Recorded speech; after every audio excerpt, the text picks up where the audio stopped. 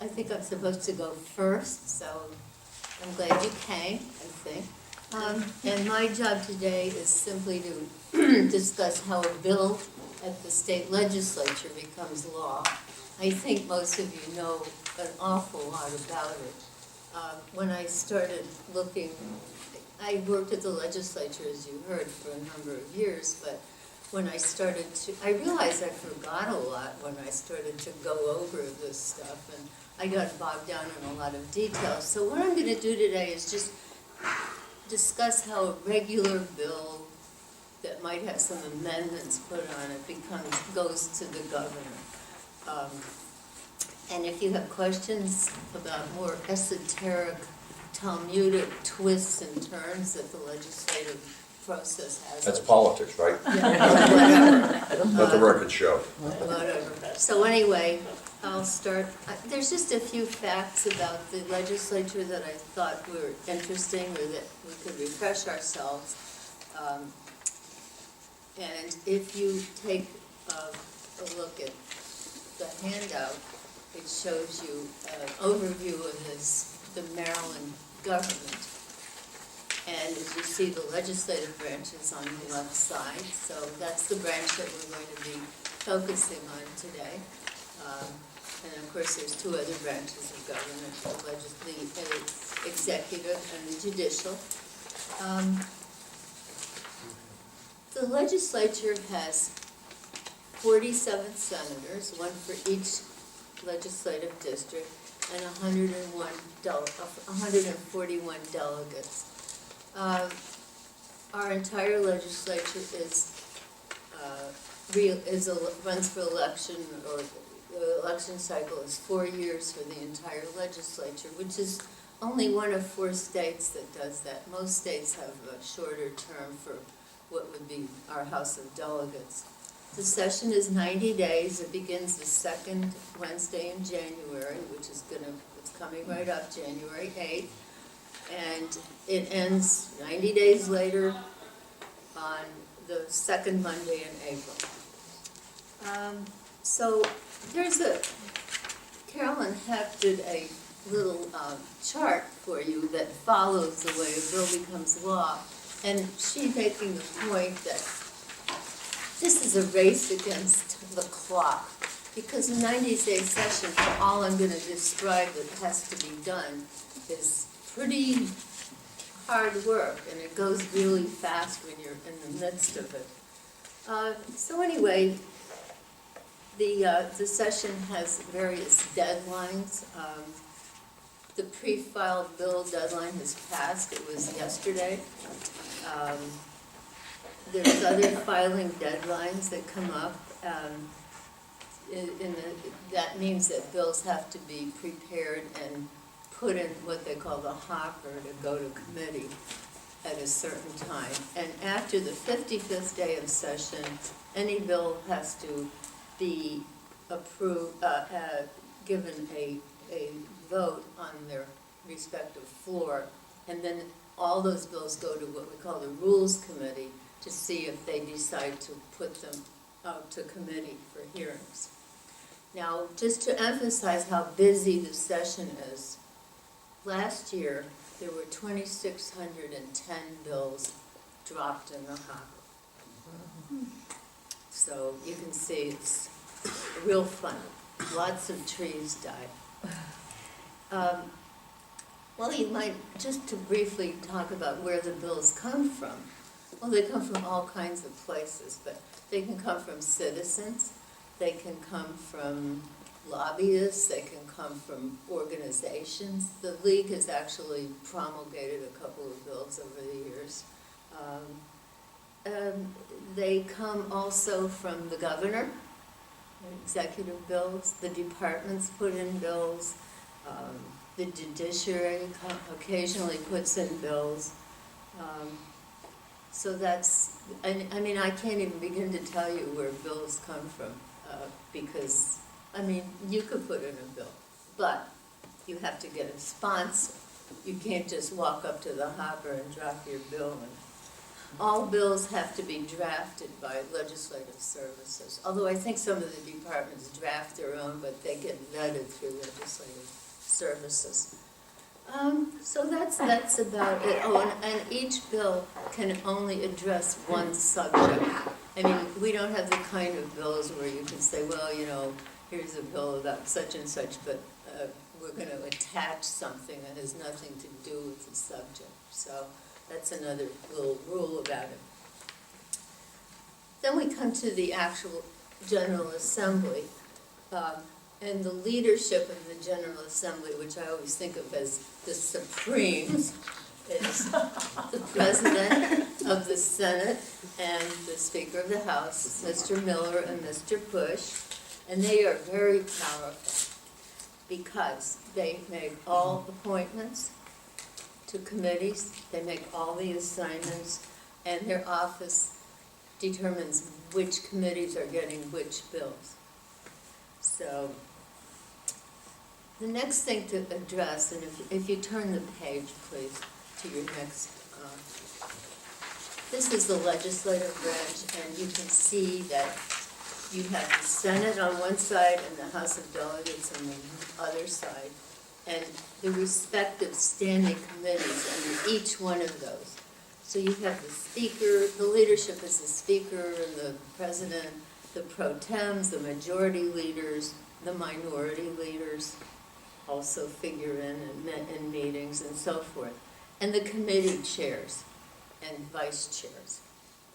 These gentlemen and ladies are very, very powerful. I cannot overemphasize the power of the committee system in this state. Action on bills in the committee is probably the most important stage in the whole legislative process, because they have such vast power over the bills. The committee chairs oversee the work of the committee. They schedule the bills for hearings, and as you know, at a committee hearing, everyone can sign up to testify. I mean, that is one good thing I think about our system, that it is open and you can testify. We've had some very interesting people testify over the years. I'm sure the county council does too. Anyway, so the bills go to the committees. The committee chairs and the vice chair do the scheduling, and they hold hearings. Then what happens? The committees go into their sessions, and they can amend the bill. They can rewrite the bill totally, although it has to be somewhat germane to the subject of the original bill. Then the committee votes the bill. Now, you can see how powerful this is. You can also see where this is an opportunity for a citizen to lobby, and I'll try to get to that. I don't want to take too much time, but there are many places where one can insert one's organization to lobby on various things, but it's really good to lobby the committee before the bill, during the bill, before they vote. Those are places where you can influence voting so the bill goes to the next step. So the committee votes the bill, and it can go several ways. They can give it an unfavorable report, which for an ordinary bill shoots it dead for the year and you've got to come back next time. Or they can give it a favorable report, which means it goes on to the next level. And they can give it no recommendation, which sometimes means it's just going to hang around, or see what happens from the opposite house. I mean, there's various reasons for that. So anyway, there you have dramatic hearings, bills, people coming in to testify, especially if it's a gun bill or a motorcycle helmet bill, and the whole place gets all crowded with interesting folks who are wanting to line up and testify. So that's with controversial bills, but most bills aren't controversial. Most bills either pass or fail in committee, and the ones that get out of committee very often are the ones that pass, but there's a tremendous culling out at the committee level. Okay, so before the committee gets the bills, there's what they call a first reading. And that's a kind of a pro forma thing where every bill, they read them out in groups, and that it basically logs in the bill, and then it goes to the committee. The committee assignments are pretty much determined before the first reading because the leadership does that. Okay, so we've got the bill out of the committee. It's got a first reader, it's gone to the committee, we're going to the second reading. If you want to turn to the last page of this handout, it basically, you can try to follow along, and you can see I told you about the first reading, referred to committee, now we're at the second reading.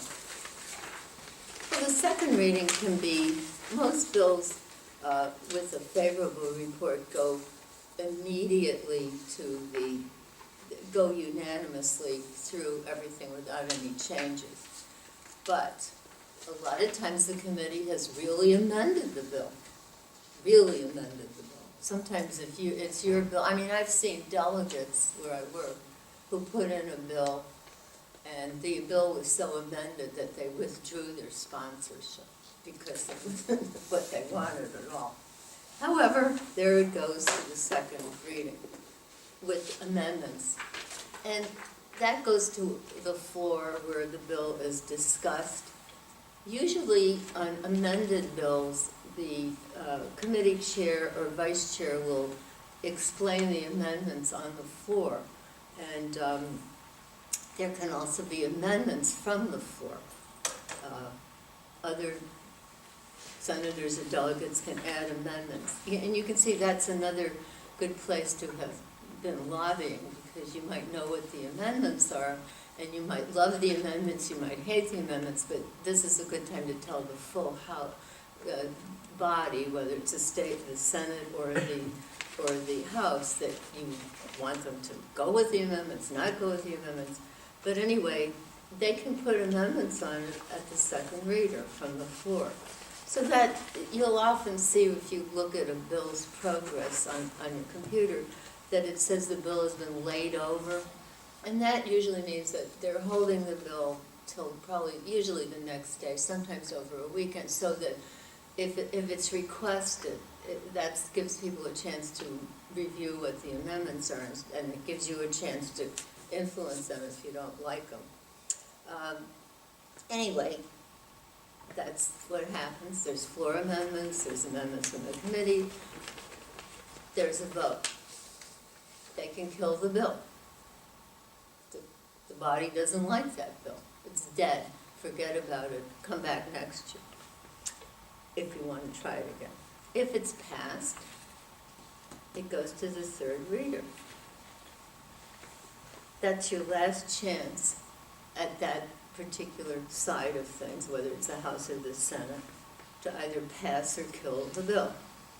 So what happens is that bill has been reprinted after the second reader, so that when it comes to the floor for a third reader, you've got the bill with the amendments put on it. So that's what happens to the bill. So you can actually see where it fits in. It usually takes about 3 days for the bill room to the proofreaders proofread everything. It's really very intense. And with it's not 2,600 bills at that point, because a lot of them have been killed off. So it starts to go down, but it's very hard work. So anyway, if it's passed, it goes to the third reader. It's been reprinted. There's no amendments permitted on the floor at the third reading. So sometimes somebody will ask us, one of the senators or delegates will give us a special order. They'll put it on the bill to kind of postpone the vote.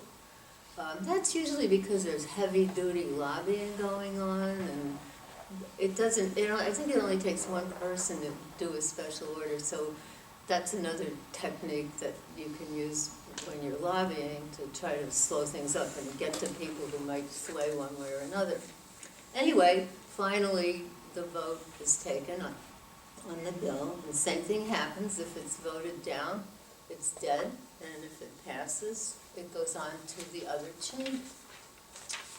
Okay, so the second chamber is pretty much the same deal. It's read across the floor for a first reader, gets referred to a relevant committee, gets assigned and gone to a committee from the other house. That committee again can amend the bill, which causes a lot of trouble sometimes. And in that chamber, the second chamber, they can amend the bill, they can promulgate amendments on the floor, but in both the second and third reader. So this third reader could be the final passage for the bill. If it's not amended, if it's accepted the way it came over, it's taken. If they vote for that, it's passed. But if it's amended, there's various things that can be done. They have to send an amended bill over to the House of Origin to see if there's a concurrence on the amendments. And if they do concur, the House of Origin has to re-vote. They have to vote on the bill again. Or the House of Origin rejects the changes, and they ask the second house to withdraw the amendments. They might do it. They might not do it. If they don't do it, there's usually a conference committee that gets called. Conference committee is always 3 delegates, 3 senators appointed by the leadership. They try to reconcile the differences. If they do manage to do that, identical bills have to be returned to each chamber, which again gets to vote the bill up or down. So that either saves the bill, kills the bill. Okay, I gave you a bill to look at. This is what they call an enrolled bill. This is a bill that was amended in the last session, and it shows you all of the amendments that were put on it, and it was voted favorably. So this is now what we have about recycling oyster shells. But I just wanted you to see what an enrolled bill would look like. Now, an enrolled bill then, and if you go through the second page, you see the capital letters are the new language and blah, blah, blah, and some stuff has been crossed off. So that will go to the governor. It has passed, it's enrolled, it goes to the governor. A bill that hasn't been amended looks less blithering than this. It's just the way it came out of the womb, and it goes to the governor that way. Okay, so that's about it. And then the governor can do certain things. He can pass the bill. He can sign the bill. He can veto the bill, or he can do nothing, which means the bill goes into effect. So that's pretty much the procedure. Of course, the legislature can override a veto, which they must do at the next time that they ever go into session, whether it's a special session or the next year's session.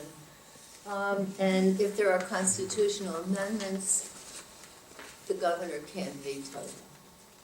They have to pass a legislature by a 3/5 vote, and the governor does not veto constitutional amendments. And that's about all I have to say. If you want to speak before a committee, how do you sign up? Sign up. Well, how do you know when to sign? I mean, if it's... You can look at the schedule and the calendar. Uh-huh. And I guess you just have to go and sign up. You find out, each committee has a little bit different process, so you have to kind of basically go online, find out what the rules are, and follow the rules. Okay. So it's all posted on the General Assembly Yeah. site, so it'll say, if you have written testimony, some of them want it 2 hours early and 14 copies, and some want, 10 copies 1 hour early, but the sign-up sheet is usually out in the morning. Yeah, that's usually what it is. For the day of the hearing. Good question. And some committees will actually accommodate you if you call it and they'll sign for you, but that's not the norm. I wouldn't count on that. So anyway, it's fun to go down and see some of the ruckus during the middle of the session. So, any other questions? Joe, can you always see who voted how on Yeah. at every level of the You process? can. I know you can do it online now. It didn't used to be. I mean, you would have to go down to the committee and ask for the voting list. Are the committee votes online now? I'm not sure. They did not used to put them online, but I think they might be. So we should find out about that. It's good to find that out because you can attack the right people. So anyway, that's pretty much the process. Thank you. Well, when you think about the county council, the county government, you have to start at recognizing how we are different from the federal and the state. At the federal and the state level, we have arguably three separate but equal branches of government. I think that's fair to say that's the way the state government is. When you get to our level, we do not have three equal but separate branches of government. We do not have a separate judiciary, although there is a function that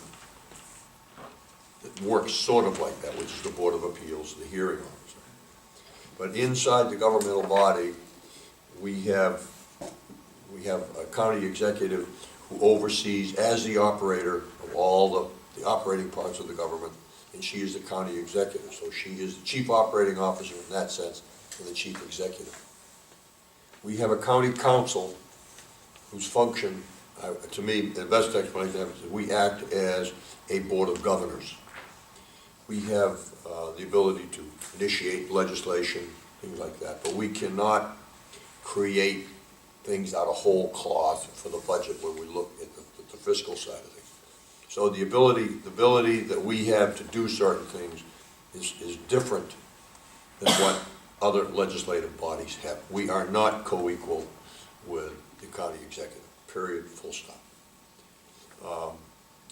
We don't quite need a permission from the county executive to go down and talk to people, but there are limits to what we can do. And I'm not trying to say they are substantial, but there are limits. And I say that from the point of view, having worked in the United States Senate, I knew what I could do to call the departments and all that and talk. I don't even think I do that here because that's who I am. And sometimes I will go down deeper than people would like because that's where I go to get my information. As Amy will agree. So when we think about the county council, we have two basic functions. We have fiscal function and we have a legislative function. And we have some approval authority where we approve appointees, which is consistent with the way most legislative bodies work. Our case where we have 7 councilmen, it scales fairly directly. We have a countable number of laws that we work. This book has half of them, the other half is in volume 1. And we keep these current.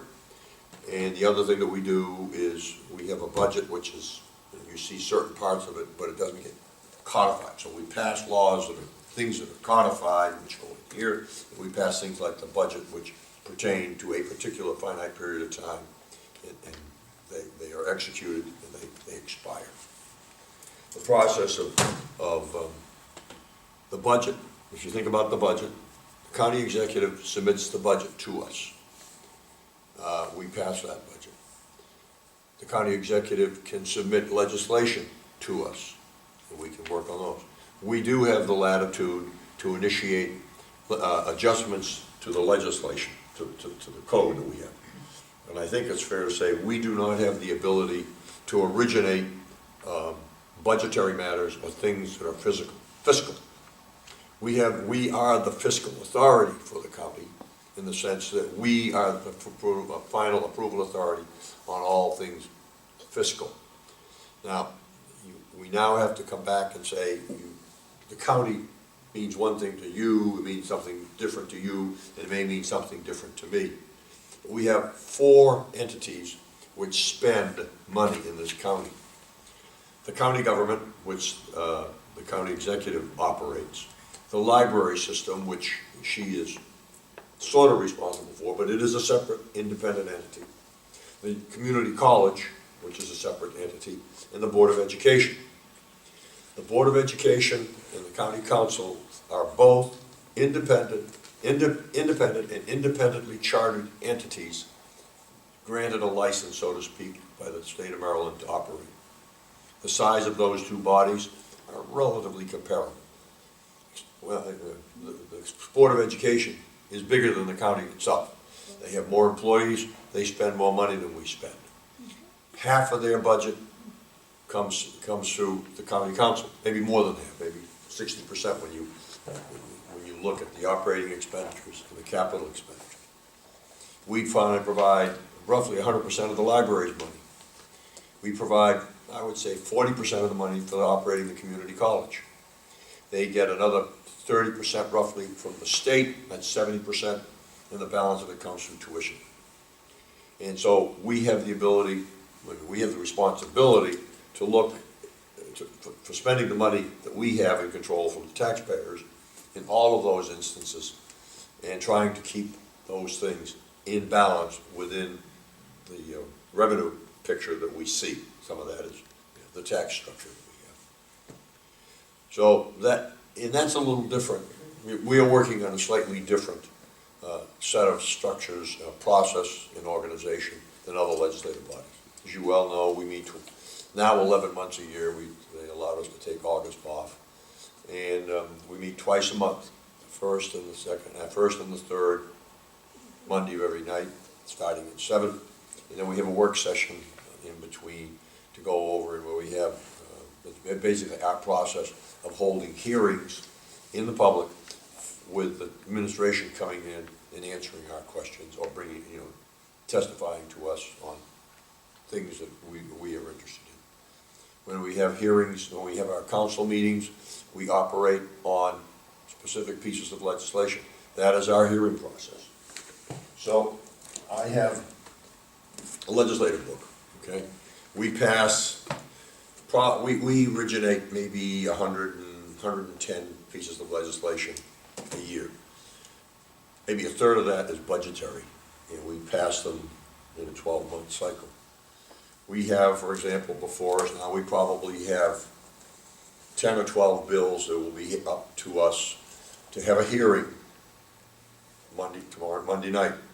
When a bill comes in, it's introduced, and then it is advertised to the public, put out on the websites where you can see it, and with an announcement that says that in the second session after its introduction, so if it's introduced to the first meeting of a month, on the first meeting of the second month, 30 days later nominally, we will hear public testimony and testimony from the author or the proponent for the bill, and we will listen to their input. We get input from a variety of sources.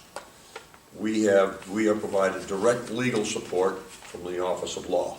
The Office of Law works more or less independently, but under the county executive, and they have the role of providing independent legal assistance and advice to us. We have a legal counsel to help with drafting of legislation. We also have the county auditor, who does remarkably. She is the auditor, an excellent lady, Teresa Sutherland. She audits the bills, but she also goes out and audits all the books of the operating agency. So this way we have oversight, which in some respects is similar to the auditor we have in the state of Maryland and the general GAO, the General Accounting Office of the federal government. And so they go through and they audit that stuff. She comes back, and because she has probably more experienced people in governance than we have, she acts as a de facto staff to us, although she doesn't.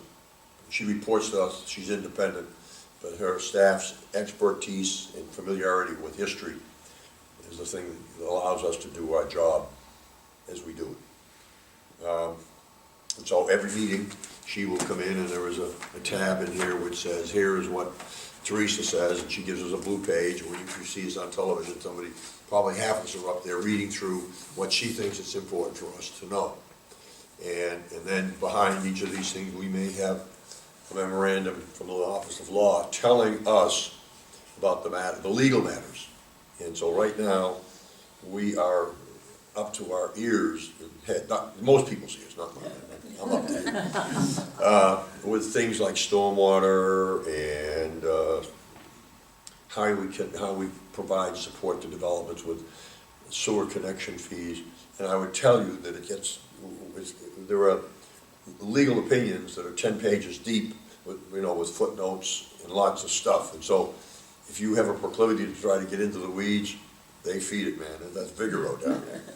And unfortunately, that's me. But it's very, very involved stuff. And you can see it play out. You can see it play out right in front of you. And most of the time, I think we get it about right. We don't have a second body to come back and give us a second considered opinion of whether we got it right or wrong. We sit there and we have 90 days, like the state legislature, to process a bill. And once it's dropped, if it's not passed, it expires.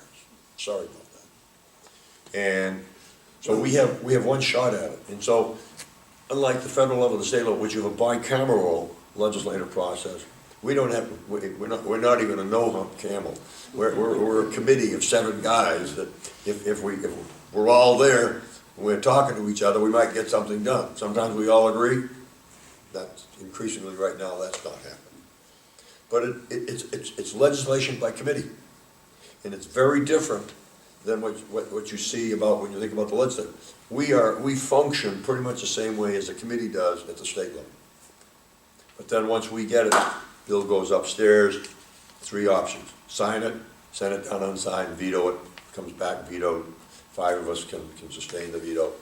5 of us can override the veto, and it becomes law. So it's not much more complicated than that, with the sole exception that the council is, in many respects of the word, overworked. We're where the rubber meets the road. We're the people that have to go out and look at the people in the eye, because we're responsible for funding most of the services that you all see and either love or hate. Pick one. Maybe some people are running halfway, the shrug job. But, and so we are the people that are accountable. And I'm not trying to say that the state delegates aren't, but they pass more policy things, more directional things, environment altering. They create the weather in which we operate. And we are the people down here that actually implement a lot of the things that they do.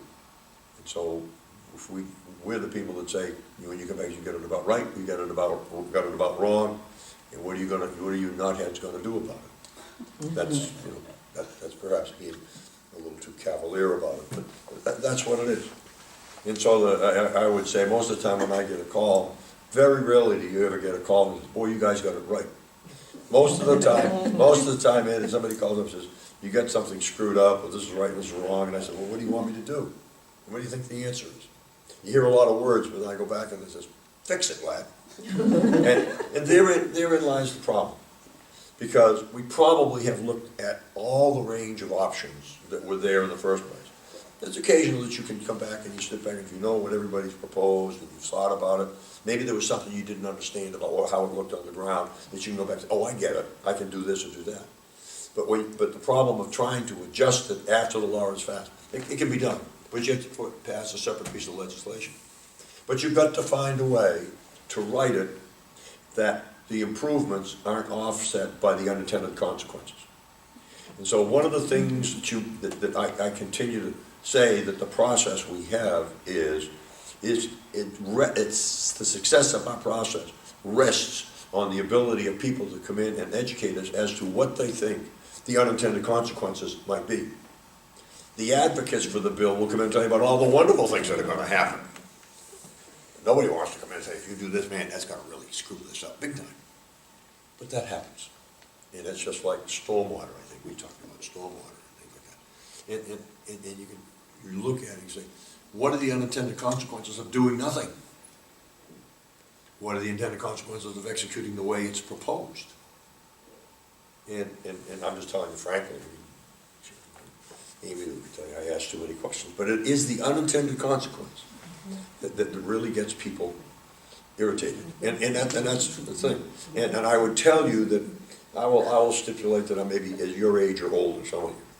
And when you're up in your 70s and something, things look different than they do when they're like this young lady's age, okay? And we have in this county a remarkable situation.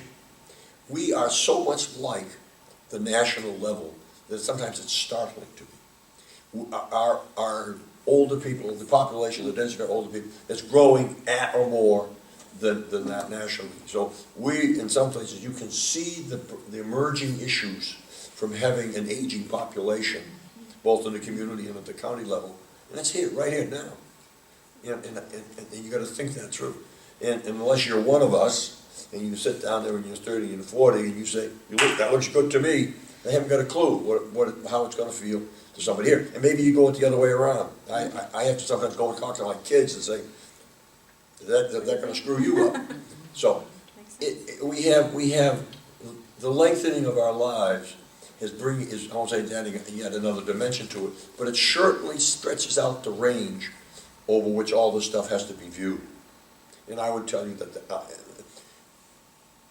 it's wonderful, but it's complex. And a lot of us, it's hard to think about that sometimes. And sometimes we don't have the time. And the other point you gotta put on, and I'll be quiet, is that the 7 of us are the only part-time employees that the county has. And I saw my legislative assistant, who's one of the most wonderful women around, next to my wife. You have to be careful, let the record show. She gets paid twice what I get paid. And I keep telling her that. Says, what are you talking about? What are you getting out of me for not doing enough? I'm only getting paid half what you paid. But, and I'm not saying you get what you pay for, but we've got part-time legislators. Other counties have moved to full-time legislators. I don't think that we need to go there yet. But it does bear on the problem. I think that the problems that we see many times here are incredibly complex, but that's just, I'm a mathematician, so my mind process goes, let's take things apart, and I can try to follow it down to try to understand what the unintended consequences are. That's a complex process. I've got the time to do that. Others may not, and maybe I will deem that they're smarter than I am, and that's fine. But it's a very, very complicated process because you have to think about it for as many people as you can. So, I don't know, what have I stepped on, Amy? You think, look at that, she's such a politician, I can't stand.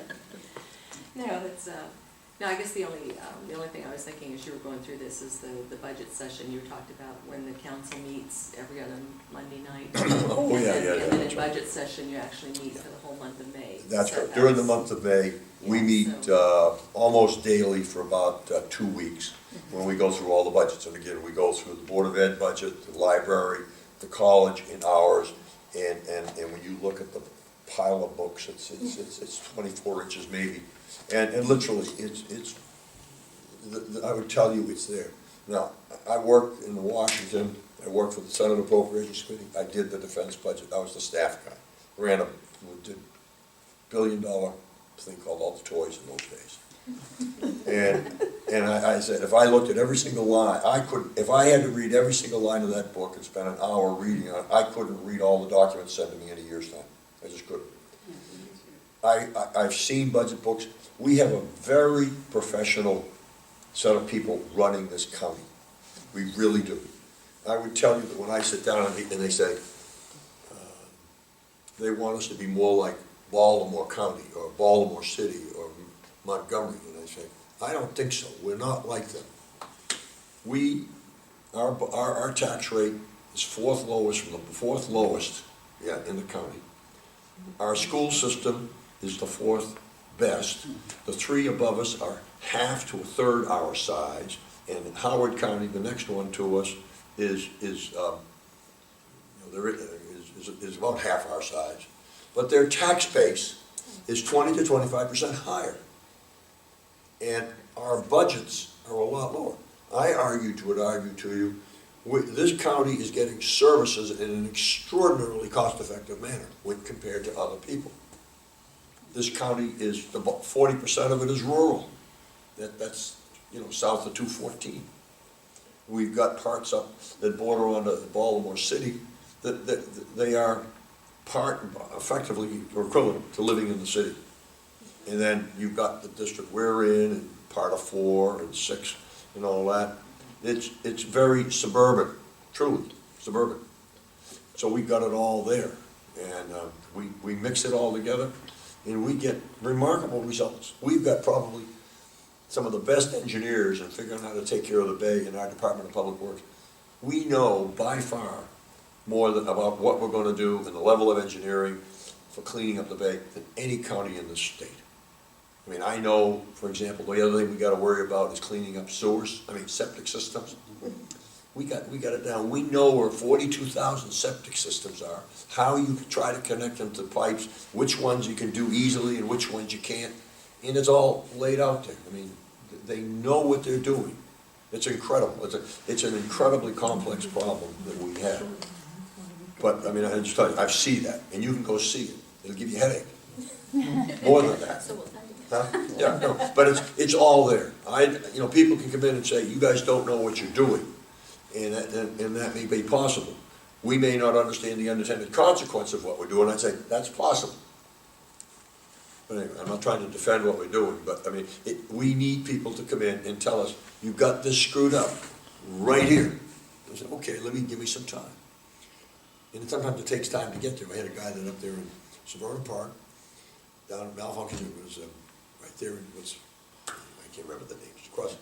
Malfunction Junction. Malfunction. It was on Asbury. Robinson Road. The parking lot behind this guy's, when it rained, would fill up because the storm sewer right there where the water would wind up wasn't working. And it's probably been that way for several years. And so we finally got a case of the butt, and we said, somebody please go put the TV camera down there and find out what's going wrong. So we scoped that. It's kind of like getting everybody here knows about that. And we found that there were rocks somehow had been dislodged and were stuck in the pipe. And in some places where the pipe had rusted out and there was stuff that had come inside of it. And we got to go and fix that. But a lot of times we just don't have the time to get down and look at everything the way it wants. And you have to keep in mind that stuff has probably been in the ground since the 70s or in the 80s, between 35 and 40 years. And they're just starting to rust out, and do things. We've got problems like that. The infrastructure's starting to wear out. It's just like our houses. I mean, you've got to replace your furnaces every once in a while. Right. And I'm not telling you anything different, but we don't have the money to go around and take care of all of this stuff quite as well as we perhaps could or should. But we get there, and we work at it, and they're pretty good about getting it, in my opinion. So, yes, ma'am. Very basic, back to the auditor. Yes. Reporting. Does she audit all 4 entities or just the county government? The library and the community college? Does she get into that too? The answer to that, I think, is no. She cannot. Because we have arguments about whether we can go and do that. But she does go over their audited reports, Okay. and we have some very, very protracted discussions. In fact, I was reading one today where the answer to your question is no, she does not. But she helps us go through some of the wickets to find out why things are being done differently. And so, for example, the Board of Education does their accounting in a certain way and can account for things in a slightly different way than we do, and we get lost in the confusion. We don't see everything we should. We've gone back to the Board of Education and went to the Attorney General and said, who decides this stuff? And you watch the politics going back and forth there. And that's because the Board of Education, this is my stuff, I'm gonna do it my way, here's what I want for money, send money and don't ask questions. Yeah, but, well, you said at the beginning that you and the Board of Education were basically co-equal. Correct. Yet you control their money, or the money that they, I- a lot of it, they get some from the state directly. They have the ability to say how it's spent. We see, the question to us is we have 13 buckets in a capital construction. They say they want A, B, C, D dollars in there, and we can say, yeah, that's about right, or if we think we want to, we can cut it back if we wanted to. But we just sit there and look at the money that's above right. We do have the ability, if the county executive has has asked for less money than the Board of Education asked for, to increase the county executive proposed budget up to the level that the Board of Education has asked. We have that authority. However, we could not afford to do that before. So, we say, we have to agree as to how much money we're going to send to them. We do not have any real control over how they spend it in the specifics. We have no control over how they spend it. The other thing is They the can state, move bucket to bucket. the state government also keeps mandating how much money we have to give to the Board of Education. Oh, that's true. For example, we just recently had to take on the teachers' their Pension. retirement funding. That was dumped on the county now. So that's more money that the county has to give the Board of Education that the state. So there is a thing called MOE, you will see that in the press, that stands for maintenance of effort. Oh, yeah. And we are required That's right. to provide whatever we spent the prior year to them for the current enrollment. And so that's how we determine that. And if you gave them more money, or if you went over MOE and they spent it, then next year you have to give them the same thing. So one of the things that I am sensitive to is we need to have a way, for example, that if we wanted to give them some extra money one year to see if it worked, and worked well enough to try to say, okay, let's do it forever. So that, to avoid the problem, I'll give you $2 or $3 million to try something, but I don't want that to mean I've got to spend that same $2 or $3 million a year forever. Can't afford that. I think that probably we could keep asking you questions all afternoon, but let's let Sarah talk and then we'll. She's been trying to, Oh, I'm we've sorry. been trying to ask her questions. I just wondered if you could give us kind of an example of how you decide a really controversial, very public inputted topic. And, well, there are a couple I can think of. One was the Key School and the, Annapolis Road thing. And another would be, should Crofton have a high school, that kind of thing. How do you come, and maybe the location of a new Annapolis library. Do you really have a lot of input? I mean, your decision then is what it happens. Is that what happens? You decide those issues? We approve them. We approve them. There is varying degrees of consulting going on during the preparation of many of these things. The Board of Education situation is very different in that they have a separate Board of Education that's supposed to do what we do, and they're supposed to come forward with a well-reasoned, vetted set of recommendations about how they're going to do the schools. They have an existing thing called the MGT, Management Growth thing or something. It's a $1.5 billion program on how they're going to do their schools, and they know where they are, and so that takes a lot of the uncertainty out. The rankings are limited. When you come to the 13th high school, it's out there. The Board of Education has got to digest that, because in order to do that, they've got to realign school districts. And there are people that will be impacted about where the school districts are. They're going to take people, students and families out of school districts into a new thing, out of a place from which they moved here to be in. That happens in my district, in Severna Park, in Broadneck, and there will be realignment of a lot of the school districts over north and south of Crofton. And that will stir up a hornet's nest that heretofore the superintendent schools ain't going to touch that. Now, we've got a new one. I don't know how that's all going to play.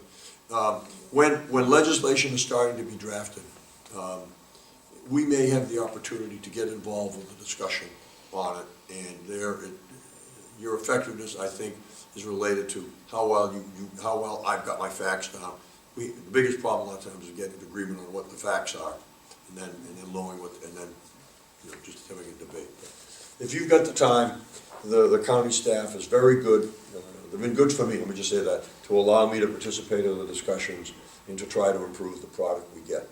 And, So you basically approve things, but you don't really have the real say of, Authority. I mean, your approval is more of a, almost a No, stamp many of on these things what- come to us for approval, Yeah, they come to okay? approve. And so, if, it's like.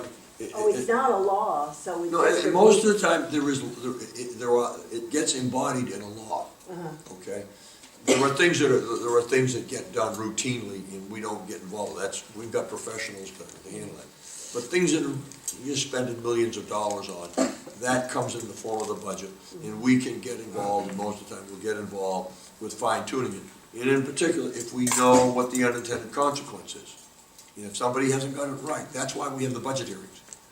And if people think that the budget hearing, the budget's wrong, you need to come and talk to us. Most of the time, people would say, you're not putting enough money on this, this, and this. And I say, okay, I may agree with that, but I can't get 4 votes from where I have to take the money from. So every time you say, I want to spend more money over here, there's some money over here that we're not going to spend. And so oftentimes, you have to sit down and say, the people are going to make happy over here, but I can't stand the consequences of the pain I created over here. That's politics. Can I just interject some, maybe a little bit, answer This is Amy Leahy. She is the constituent services representative for this area and so on. to Amy. What I wanted to say to answer your question is, first of all, what happened between Key School and that's City of Annapolis, that's not the county. So that's strictly was going on between those two entities. But as far as a high school, another high school goes, and anything else that comes, county departments have their own set of priorities. It's all in the capital budget. So they have their own, like the Department of Recreation and Parks and the school board, Department of Public Works. They have their own list of priorities.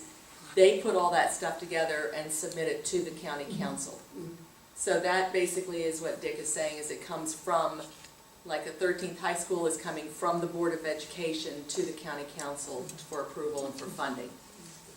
Yeah, that's very good. But one thing, when they do plan. There is a Park and Rec master plan which we've approved. We've got there's a dump, solid waste master plan. We have a school master plan. We've got the library has got a master plan. Skip Alt, who just came on board, has stepped up and said, we've got to recapitalize and modernize our library. So there is a library master plan, and he has been successful in getting it endorsed, and it has been, they're making room in the out-year capital budget to do this. It's, and we're gonna build, we know what the first 4 are. And you can see, we will start seeing money show up in the out-year capital budget to fund that. So, that we do have master plans, and they really are quite good. And you can go and you look at it. The problem is, you wanna take a guess at what the cost is to execute just the capital, those capital plans are for just the county? Anybody wanna bet? $2 billion. And that's before we put the college in it. No, but it certainly doesn't have, I don't think it has the Board of Education. So there's a lot of things that everybody wants to have done. Some of it's important to you, but not to you. And so that's where we do this. But the good news is we haven't got enough money to worry about. And, we know what's at the top, but there's a lot of things that we can talk about that, but. Well, to piggyback on this, that's honestly too where the citizen input comes in. And to focus on the capital budget for just a second, one of the more popular boards is the Planning Advisory Board, and they work closely with the Department of Planning and Zoning, and they really do look at the capital budget. So you can see there's the citizen input side. So back before anything may even come to the council, or we say, here's the projects, here's what we want to do in 2014. I believe it's a 7-member board.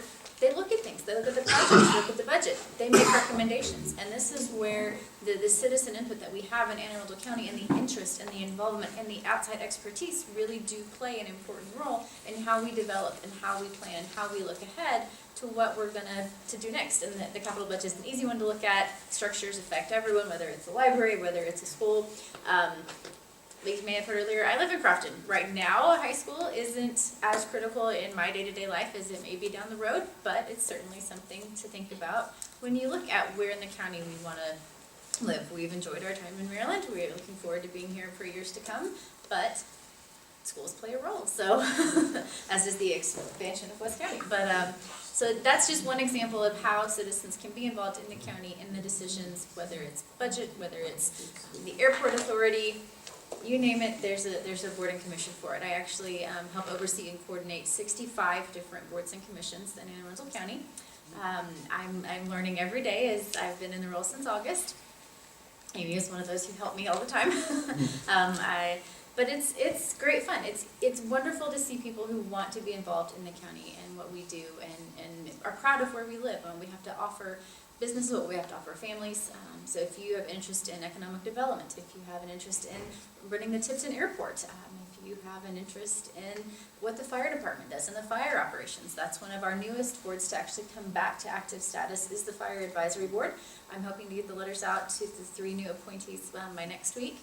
But it is government. Sometimes things don't move as quickly as we would like them to. So I always ask for patience. But the most recent thing is we've got a statement out right now asking for volunteers. The ones right now in need of members. Economic Development changed their corporation boards. There's actually an opening for a new member on that board. The Personnel Board has an opening. The Pension Oversight Board definitely has a couple of openings. The Commission for Women they're a slightly different board. I'll touch on this. They're established by executive order. So they don't report to one specific county department, whereas a lot of our boards do.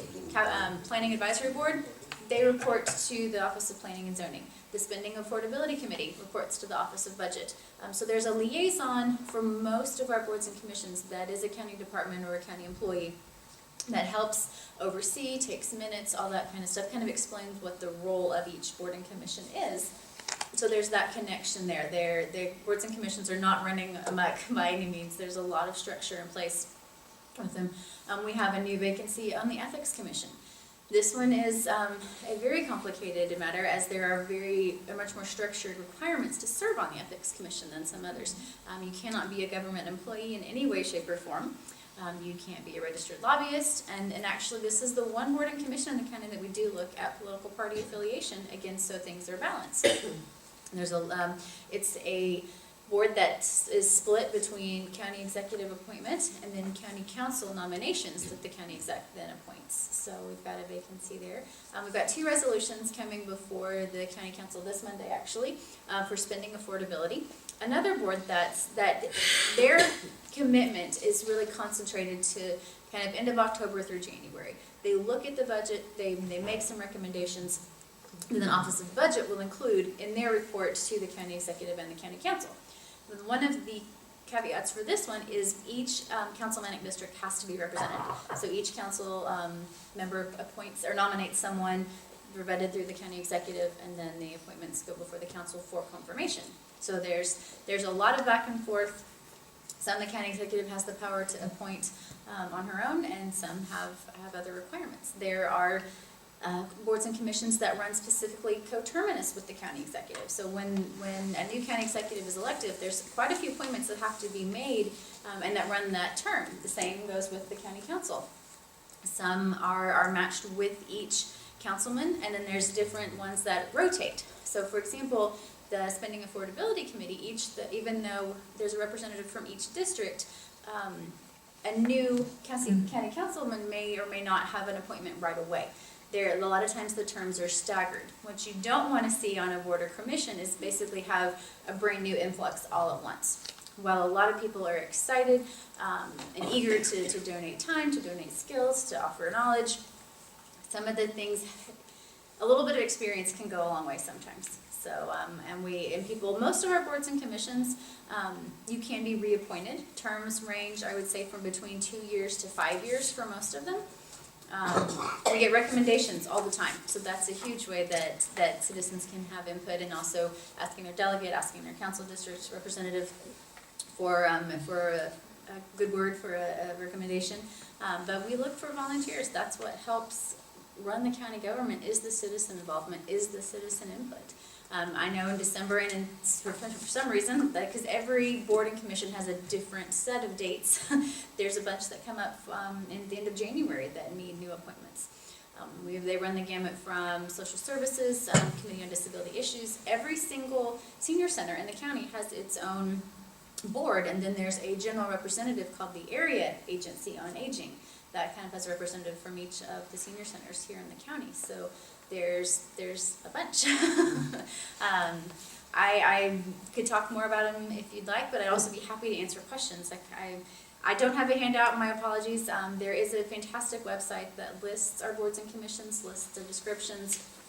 Some are stated by, I mentioned there are some that are executive orders, some are structured by county code and county charter as to how they'll operate, how the terms are directed, what the eligibility is to serve on those, that sort of things. One of the boards and commissions I've done a lot of work with recently, right down here in this area actually, was the Veterans Affairs Commissions. We had a lovely ceremony last Monday for Veterans Day over at the high school.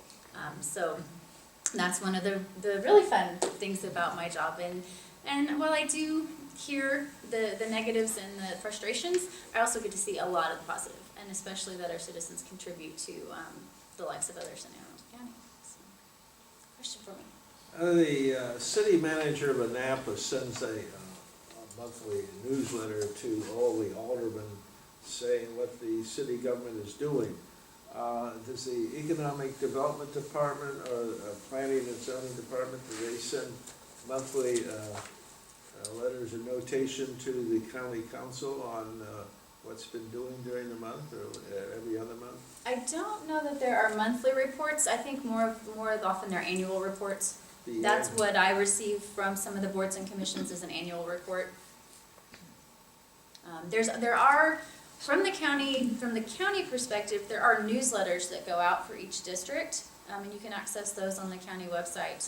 The constituent services team puts those out, and that's updates, information, upcoming events, different things like that. So there are those that go out, I believe, monthly, but that's the only reports to my knowledge that are We out. basically just started doing those. Recently, but you can get a copy at the Arundel Center, or you can access them online. I was wondering where you find out if there are vacancies available on these different commissions. Once in a while I've gotten a notice from a councilman saying there's Sure. vacancies available. If but there's a generally I don't specific- hear about them at all. No, there's a specific one. Please call me. I'd be happy Well, to let you I don't know. Everybody knows to do that, but- In general, we try to post announcements on the website. I believe on the county website, the main page. They'll do a press release that then can in turn maybe published in the Capitol, different things like that. Right now we targeted, I think there were 6 specific committees with current vacancies. One of my goals for next year is to try to be more proactive in recruiting earlier for when we know vacancies are coming up. One of the things with the transition is you gotta feel what you can when you can, and then try to plan ahead. So that's one of the things we're going to, but please give me a call. The website, as of right now, does not list term end dates. Again, so many rotate.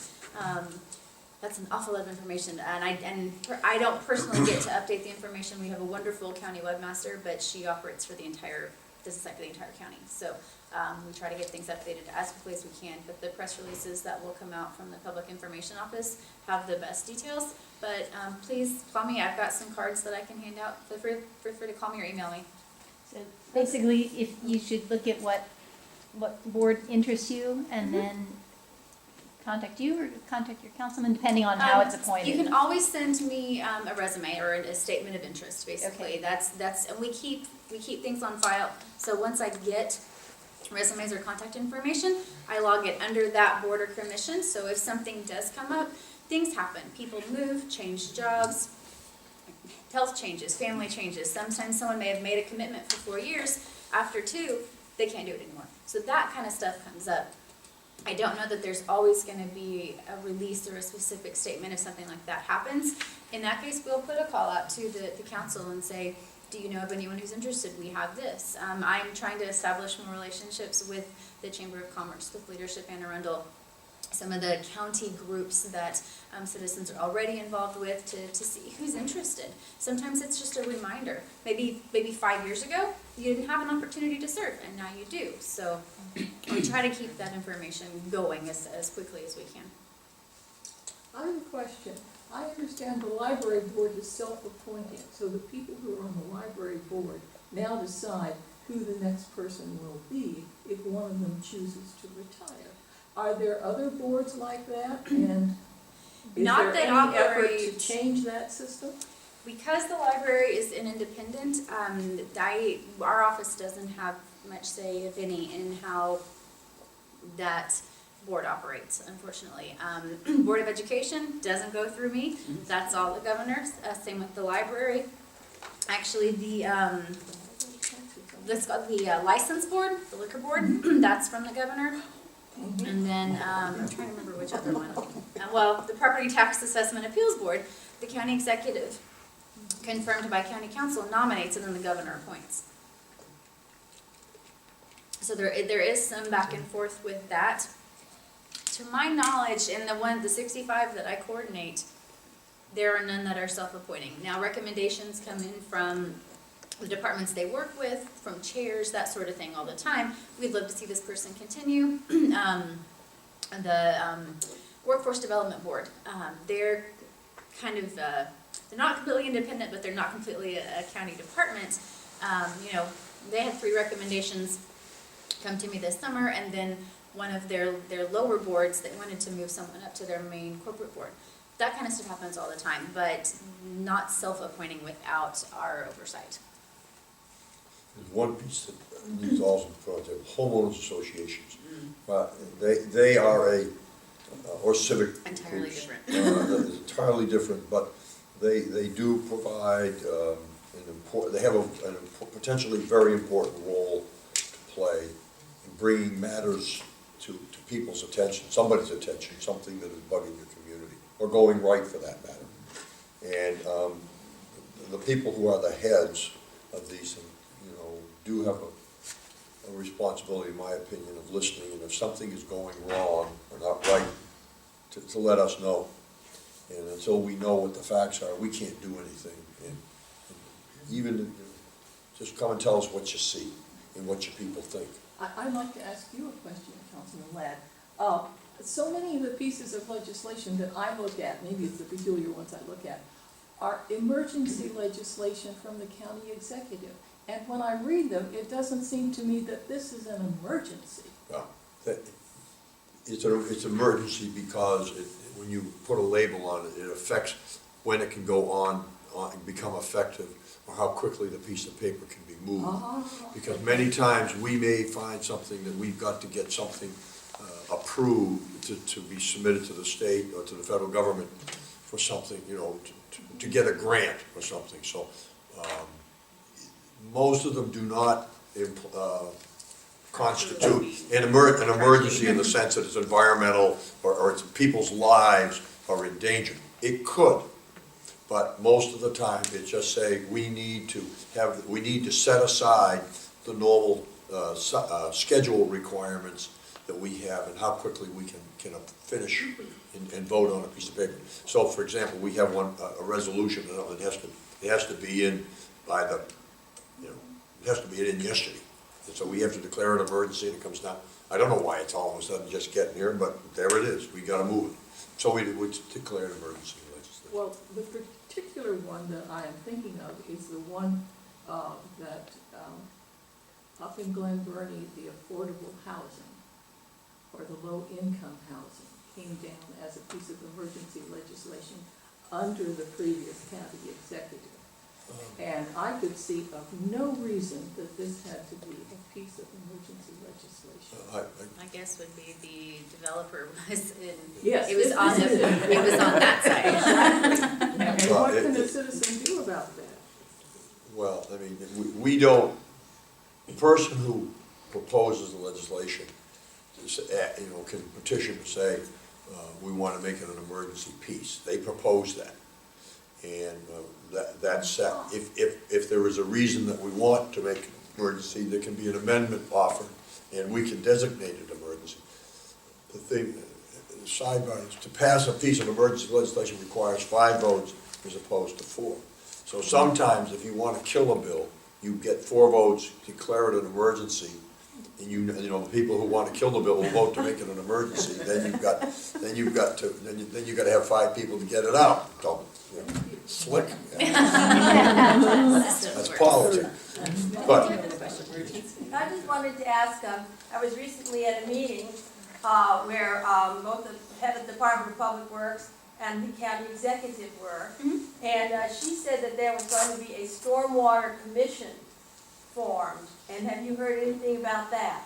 A little bit. I've got some interest mostly from people who went to the meeting, so we're compiling our list. I've sent some requests out for resumes from those people. As far as the parameters of the committee, I don't have those yet. The Department of Public Works is working on the structure of that. My understanding is it's not going to be a permanent border commission. It'll be a temporary, year or 2 long overview. It's the same thing you may have heard recently about the Transportation Commission. That's the same point right now, is that's a temporary committee to look at the needs of the county.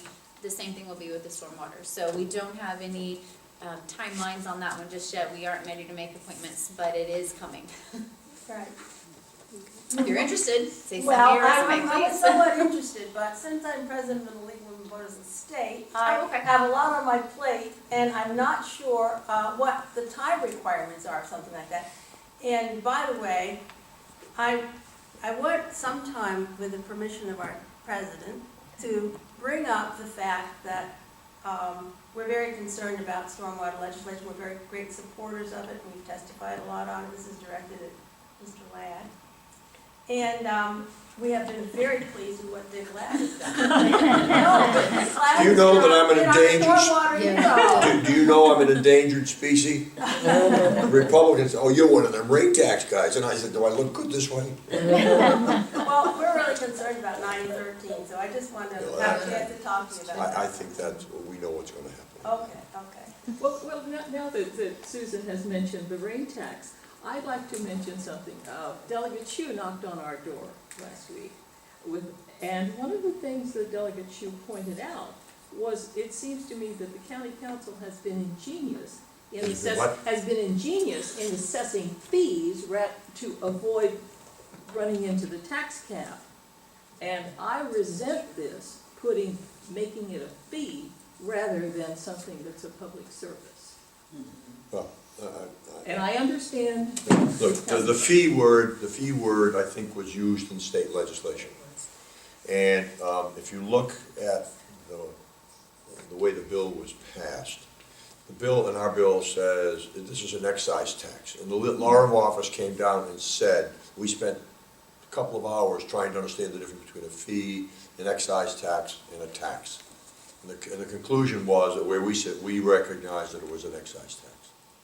Are you talking, But you're talking general? But I can't deduct an excise tax on my income tax, and I can. We are aware of that. Now, the Yeah, problem, that's okay, now here's, and I'm gonna show you a convoluted argument while I would say we weren't ingenious, but boy, we were damn lucky, and I'll tell you why. Look, if we make that a tax so that you can deduct it, that would mean that the money would probably go into the general fund, okay? When you put money into the general fund, only 10% of that money can be used as debt service. The way we did it, this money goes into that special fund down there where we can use probably 80–90% of that money for debt service. So for that fee, we will, and it will increase, but for the program that we're on, we will be able to support maybe $800 to $900 million worth of bond. We are bond funding all of that work, and we need to have money to pay debt service. Right now, we spend, the money that goes into our budget, we can put 10%, it supports whatever our capital program is. That ceiling is what prevents us from doing a more aggressive thing. So, from my point of view, the intended consequence was, we were able to go out and debt fund the stormwater build that we're going to do. We could do it. We couldn't have done it if we didn't use the approach that we did. I'm mindful of what you say. Steve and I talk about this thing. If he went back and said, if you want to go back and repeal that and put the money in there, we would still have to start taking down the things that we're doing and funding it on paying with the cash that we've got. And we will never make 2025. Well, now, let's follow this up with another one. Right. We pay a fee to collect garbage. The garbage fee has not gone down, although I understand we're making money by selling our recycling, and we have cut the garbage collection from 2 to 1. Now, I understand that's supposed to be self-supporting, but how in the world did the garbage bill collection for the county remain the same with half the service? Well, I understand your question, man, and I think the thing that, the fee that you pay went down a little bit. And compared to where the fee would have gone if we didn't do this, there was some savings. So it's one of these things that we negotiated contracts, a 5-year contract. I even think we got a negotiated 10-year contract this time. So we had these contracts out that were based upon conditions before, and it was set to go. We cut them back. We don't know what the real prices were going to be going forward for the next series of contracts. I understand your point. I have seen nothing that says that the people who are collecting the trash are getting, pulling one over on us. I have not heard that. The fact that we have taken about, keep in mind, we only took a quarter of the truck miles off the street. We have four types of collection: 2 trash. We had 2 trash, 1 recycling, and 1 green stuff. So we went down from 4 to 3, so it wasn't cut in half. Okay, and then we saved a little bit on the cost increase going forward.